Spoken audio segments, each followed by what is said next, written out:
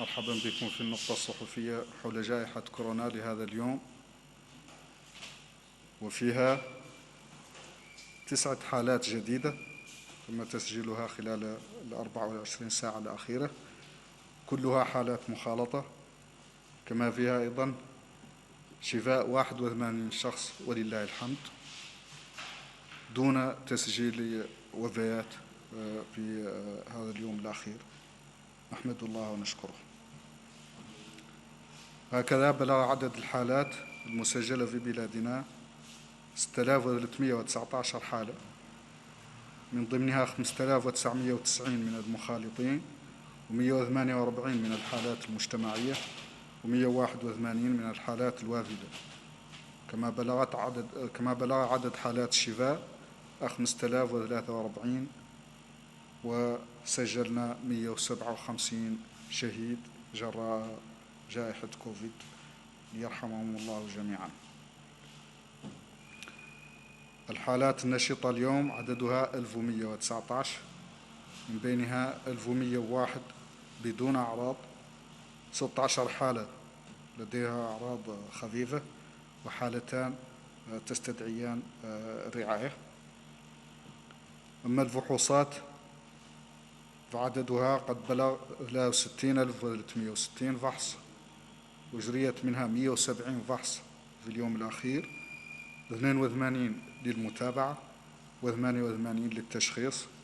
تتوزع على النحو التالي بين الولايات: 35 من الحوض الشرقي، 11 من الغربي، فحصان من العصابة، 4 من قرقل، 3 من البراكنة، 18 من ترارزة، 4 من أدرار، 4 من واديبو، فحص 1 من تقانت، فحصاني من قيدماقة، 3 من تيرس زمور، 32 من نواكشوط الغربية، 44 من الشمالية، و7 فحوص من نواكشوط الجنوبية.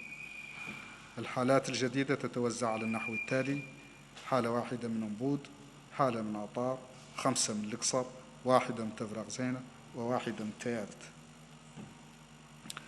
أما الحالات التي تحتاج الرعاية وعددها 16 تتوزع على النحو التالي: حالتان تحتاجان رعاية مركزة، 1 في مركز الاستطباب بأطار، والأخرى في مستشفى الصداقة.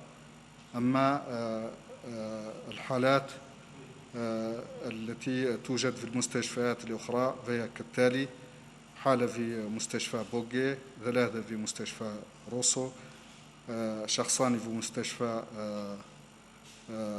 أمراض القلب، 4 في مستشفى نواذيبو، شخص 1 في المستشفى الوطني، 1 في مستشفى الصداقة، وشخصان في معهد أمراض الكبد والفيروسات.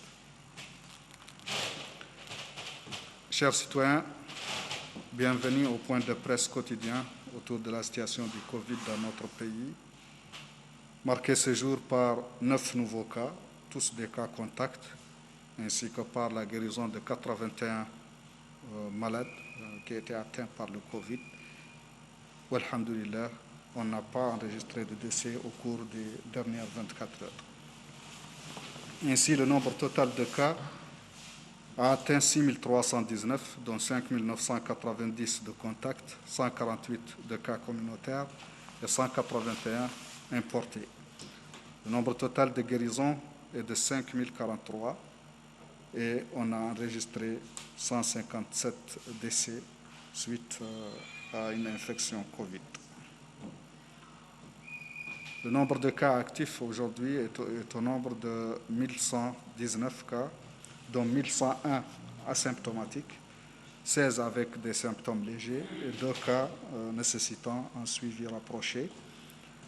Les tests, on en a réalisé jusqu'ici 63 360, dont 170 au cours des dernières 24 heures, 82 pour les tests de suivi et 88 des tests de diagnostic qui se répartissent comme suit entre les régions: 35 au Hod Sharqi, 11 au Hod Larbi, 2 à Nasaba, 4 au Gorgol, 3 au Brakna, 18 au Trarza, 4 à Nadrar et 4 à Nouadhibou, 1 au Tagan, 2 au Guidimaka, 3 à Tirzamour, 32 à Nouakchott Ouest, 44 au nord et 7 tests à Nouakchott Sud. Les nouveaux cas se répartissent comme suit: 1 à Bout, 1 à Tar, 5 à Oksar, 1 à Tevrakzena et 1 cas à Teret.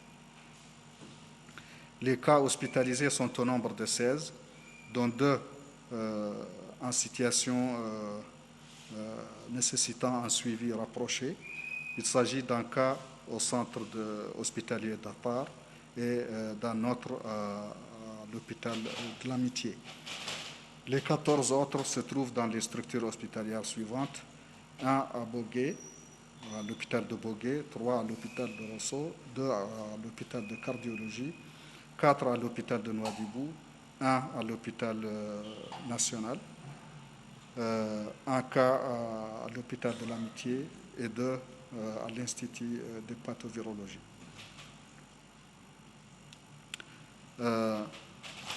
أخواتي الكريمات، إخوتي الكرام، في إطار التواصل معكم وإبلاغكم بمسار هذه الجائحة، تقرر بأمر من معالي وزير الصحة أن يتم تنظيم نقطة صحفية أسبوعية أيام الاثنين إن شاء الله في مثل هذا الوقت. أما بالنسبة للبيان الذي نقرأه يوميا، كنا نقرأه يوميا، فسيتم بث هذا البيان بالتعاون مع الوكالة الموريتانية للأنباء، بحيث أنه يتم إبلاغ كافة المواطنين بالوضعية يوميا خلال وسائل الإعلام، وأسبوعيا خلال نقطة صحفية سننظمها أيام الاثنين في مثل هذا الوقت. Chers citoyens, toujours dans le cadre de la communication et le partage des informations par rapport à la situation épidémiologique du Covid, que le ministère de la Santé a instauré depuis le début de cette pandémie, et continue à assurer cette communication avec l'ensemble des citoyens. Donc dans ce cadre et avec instruction de son Excellence Monsieur le ministre de la Santé, il a été décidé d'organiser désormais un point de presse hebdomadaire et que ces informations que nous communiquions quotidiennement à travers ce point de presse puissent être diffusées en partenariat avec, en collaboration avec l'Agence mauritanienne d'information. Et donc, ces informations quotidiennes parviendront à toutes les populations à travers les informations télévisées et à la radio. Cependant qu'un point de presse hebdomadaire sera organisé ici à la même heure tous les lundis, Inch'Allah. Sur ce, je vous remercie. Wa ashkurukum. Allahu Akbar, Allahu Akbar, la ilaha illallah, Allahu Akbar, Allahu Akbar, walillahi alhamd.